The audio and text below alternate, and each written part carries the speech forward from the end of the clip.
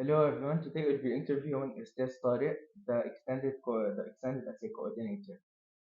Hi, Ralph. Hi, everyone. Okay. To begin with some general questions. What is an extended essay with the IB program and why is it significant? The extended essay is an extended research paper. Usually, every student in the IB, starting DP1, the first year of IB, is supposed to do. But of course, the extended essay is not done the first year. It's a long-term research paper. Usually, they start it at the end of the first year and they submit it beginning of the second year. So it's around like a couple of months, 4 to 5 months of work. Okay. How is the extended essay assessed? The assessment is done first internally because every student has to work with a supervisor, extend as Yeah. a supervisor. Usually they choose a topic. Let's say a student likes chemistry, so he's going to do some extended research about a certain topic in chemistry. So the chemistry teacher, supposedly, who's going to teach the IB subject, chemistry, he's supposed to be the supervisor, and they work closely with the supervisor. The supervisor guides the student from the start of the process of the extended essay through different phases, and then the assessment is done internally. Later, when it's complete, they send it to IB, and the IB will actually put the real grade, which is supposed to be similar to the grade provided by the supervisor. Okay. Thank you. What are some common mistakes that students do in the essay and what are some ways to solve this problem? Usually, the common mistakes they can start by the selection of the topic. Some students will select a topic which is really complicated.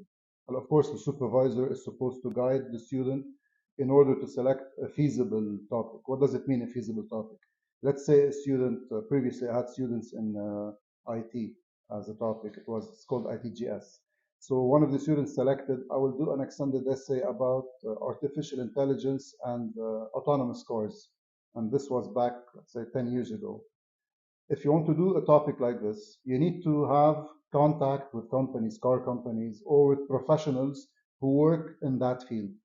And back in Lebanon, it was extremely hard, which is basically impossible to find someone to interview about autonomous cars. So this makes your topic really hard to begin with. So this is one of the problems. The student should find something which is simple. Another problem is also when you start with a good topic, some students start writing without referencing. Well, of course, we're supposed to mention referencing and academic integrity and honesty. It's a must. Students sometimes forget to cite every single resource they're using, and they finish writing the 4,000 words essay, and then they will say, "I will do the referencing at the end." And when they go back to do the referencing, it's a really, if you want, impossible task to figure out where did I get this from, which was the resource. So this is really hard. It's one of the biggest mistakes students do usually. Is there a recommended structure that is used in the essay?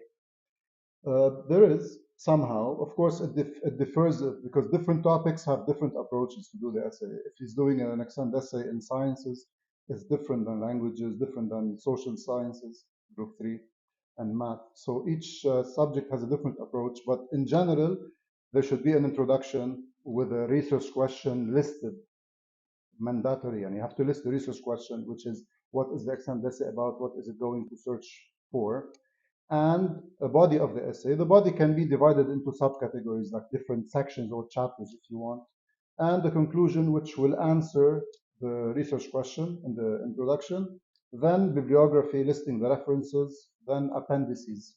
Appendices could have extra information like interview transcripts, surveys, statistics, things like this. Is there a need for citation? What is it and why? There is a need for citation, yes. It's very important because if you don't cite properly, well, of course, citation is related to plagiarism. A citation is just a reference. It's a reference to a resource you're using in the extended essay. And of course, when you cite, it means I looked up some information, I found an article or a paper written by someone, there's an author. So it's his work. Then you have to like use whatever this person wrote to support your argument in the essay. So when you paraphrase it, even if you paraphrase, well, of course, if you just copy paste it, it's like the worst case.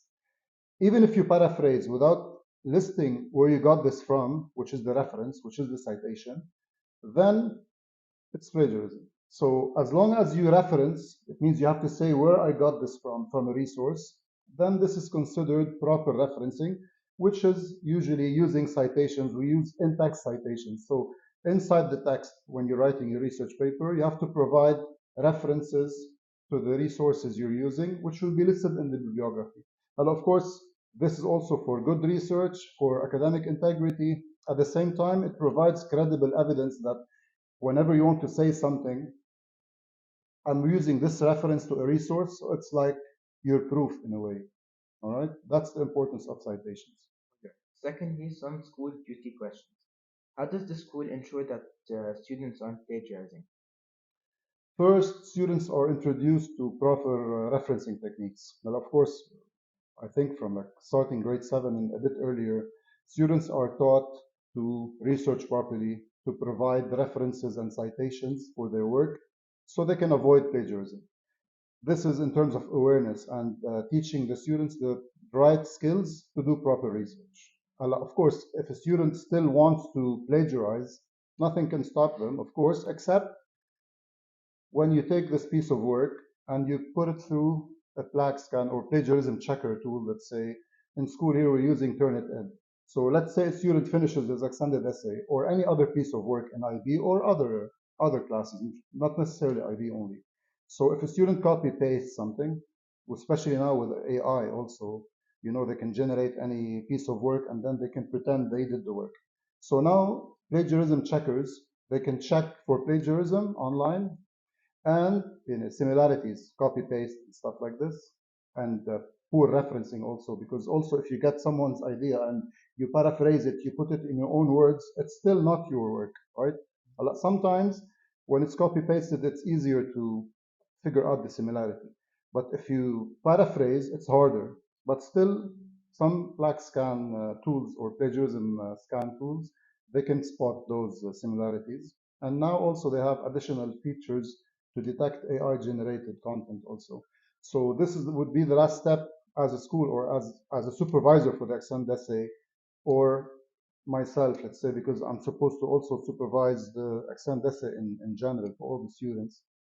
We have to provide reports, plagiarism reports based on Turnitin, which is the tool we're using. How does the school offer feedback and support to the students about their essay? Uh, this is done, if you want, on two different levels. So first, because I'm the extended essay supervisor, I usually conduct sessions with the students in grade 10, N, and IB1, which is basically grade 11, but IB. So the students will have to go through a certain process to learn about the extended essay, how to start the extended essay, what sort of topics they can choose, how do they choose properly. So if someone's best subject, let's say, is math, so probably this student should select a math extended essay. This is a start. And then they go through the rest of the process, figure out what the research question is, how to narrow it down. Those are like the technical details of the extended essay in a way. Then they will be introduced also to proper referencing, citation techniques, and so on.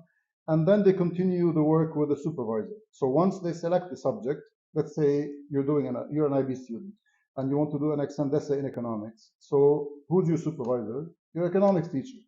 So you work with the economics teacher to start the process from scratch, and the supervisor will guide you.